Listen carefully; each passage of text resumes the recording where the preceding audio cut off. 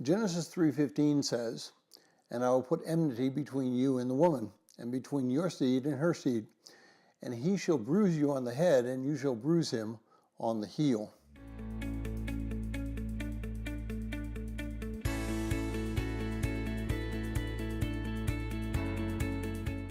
Well, if you're joining us in reading through the 60-day reading plan, today's reading is Genesis 3:8 through 15, and I encourage you to read that passage.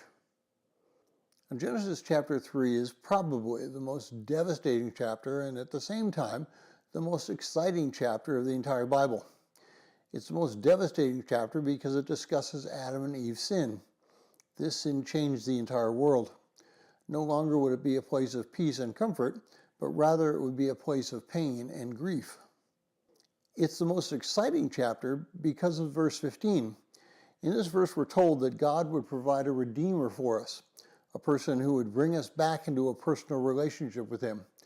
He would be human, and yet he would be able to restore that relationship. In chapter 4, Eve expresses her faith in that promise through thinking that Cain was the redeemer. Celebrating the advent of Christ's birth is one of the most exciting times of the year. I remember the expectation that Tony and I had while she was carrying our 4 children. We should have that same excitement and expectation in our walk on that celebratory day on the 25th of December. But what is it that we're celebrating? Is it physical or is it spiritual? Is it getting new toys? And yes, even adults get toys. They just tend to be more expensive than the kids' toys.